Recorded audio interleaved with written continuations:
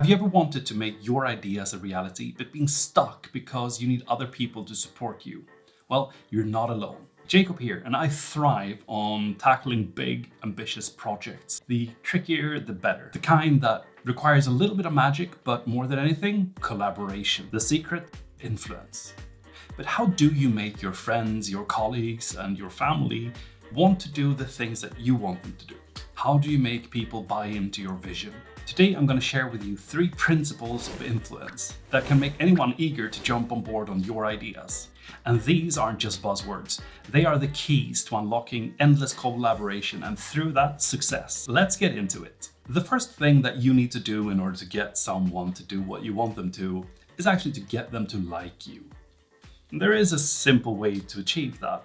The thing is, most people, me and you probably included, spend most of their time thinking and talking about themselves.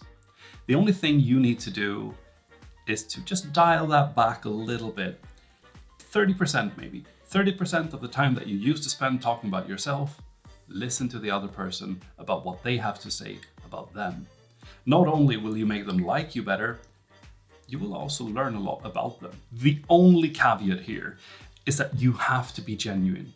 You can't pretend to be interested in someone else, it will show. The goal of this is to make people feel important and seen. And once you've gotten to know them better through listening to them, you can also start to see things that they do really well. You should highlight that. You tell other people about it, be public about it, and the person will be really, really thankful for you that you see them and hear them and promote them to other people.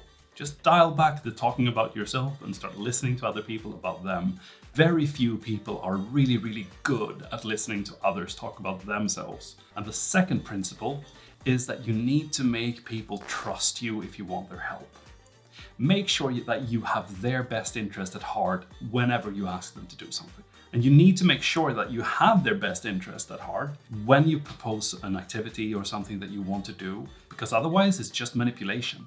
And if you manipulate people to help you, well, you're probably only going to be able to ask them once, and that's not really a sustainable long-term strategy, if nothing else. And how you do this in practice is that you just make an effort to try and see the thing that you're trying to do from the other person's perspective.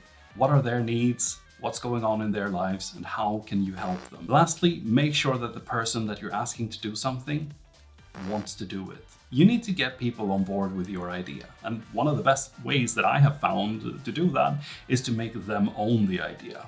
Bring them in early, have them brainstorm, have them collaborate with you to come up with add-ons or completely rework the idea to make it theirs. Then it's going to be super easy for you to make them do things to further that idea, to make it a reality, because in fact, the person has ownership of the idea.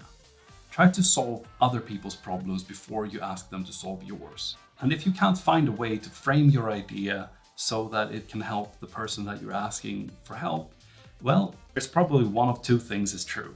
You're asking the wrong person and you should find someone else who would actually be helped by doing the thing that you're asking. Or you haven't put in the effort to actually understand the person. You haven't listened to them enough. You haven't tried to get their perspective enough. And then you haven't made the person feel like they will benefit from helping you execute on your idea.